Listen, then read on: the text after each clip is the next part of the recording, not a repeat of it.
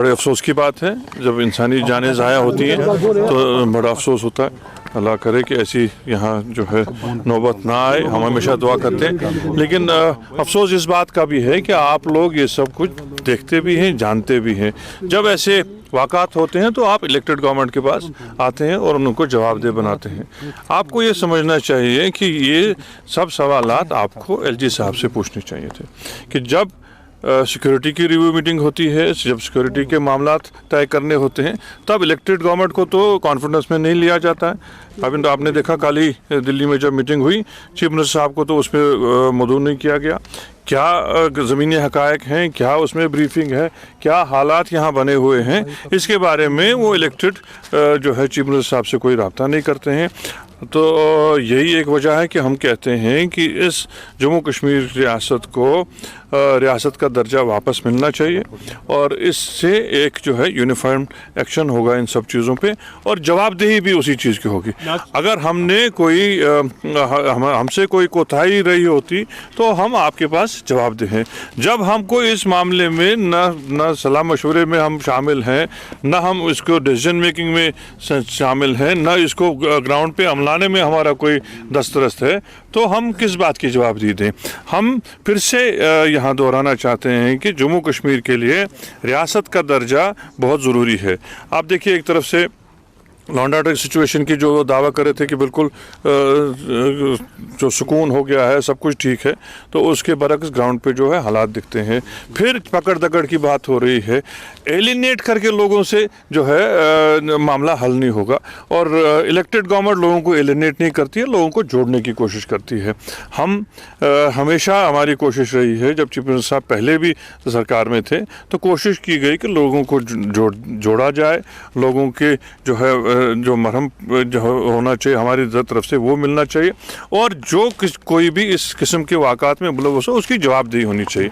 आज भी जो ये वाक़ात हुए हैं इसके बारे में गवर्नमेंट ने एक मजिस्ट्रियल इंक्वायरी करने का जो है फैसला किया है। हमारे दायरे इख्तियार में जो है हम इसकी पूरी तह तक जाएंगे और जो कसूरवार हैं उनको हम जो इल्ज़ाम लगाया है कि नेशनल कॉन्फ्रेंस ऐसे मामलों में खामोश रहती है, चुप रहती है, क्या कहना चाहेंगे? इतने कैमरा है मेरे सामने, मैं सबके सामने बोल रहा हूँ।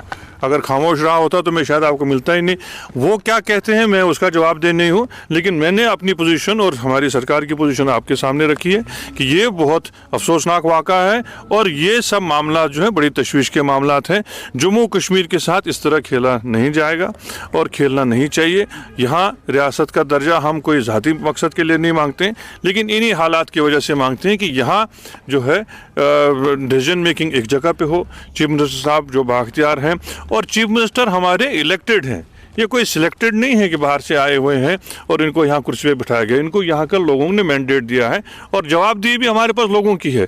लेकिन बदकिस्मती का आलम यह है कि हम उस चीज़ की जवाबदेही दे ही नहीं सकते जहाँ हमारा कोई कंट्रोल ही ना हो। नासिर साहब, जवाबदेही के हवाले से बात करेंगे। जो पहले साउथ कश्मीर में इंसिडेंट हुआ था, जो एक्स आर्मी सोल्जर मारा गया, उसके एवज में अकॉर्डिंग द PDP के 100 people have been arrested for the investigation. मैंने वही कहा अफजल साहब। लेकिन जो नॉर्थ कश्मीर में इंसिडेंट हुआ है वहाँ पर किसको हम जवाबदेह ठहराएंगे, किसको इन्वेस्टिगेशन के लिए? वहाँ तो किसी को अरेस्ट नहीं किया गया। मैं वही कहता हूँ, उसी बारे में स्टेट गवर्नमेंट ने मजिस्ट्रियल इंक्वायरी जो है इनिशिएट की है और जो कसूरवार होंगे उनको हम जो है बाज़ाब्ता आइडेंटिफाई करके कार्रवाई आगे कराएंगे। लेकिन मैं दोबारा ये कहूँगा अफजल साहब कि जैसे मैंने शुरू में भी कहा कि लोगों को पकड़ दकड़ करके, लोगों को एलिनेट करके मामले का हल नहीं होगा। ये किसी तरह से ऐसा भी नहीं लगना चाहिए कि हम लोग कवर अप करके खाम का लोगों को जो है मुश्किलात में डाल। क्या रेस्टोरेशन ऑफ स्टेटहुड इस बात की गारंटी होगी कि ऐसे इंसिडेंट्स नहीं होंगे? देखिए, सबसे बड़ी बात है कि जवाबदेही तो होगी। आप जो कहते हैं, आप पहले कयास आराई में जा रहे हैं कि क्या होगा क्या नहीं होगा। पहले भी जब रियासत थी तो एक ही जगह पे तो जवाबदेही थी। अगर मेरा कोई कसूर नहीं होगा तो मैं जवाबदेह भी नहीं बनूंगा ना। But opposition believes such type of incidents.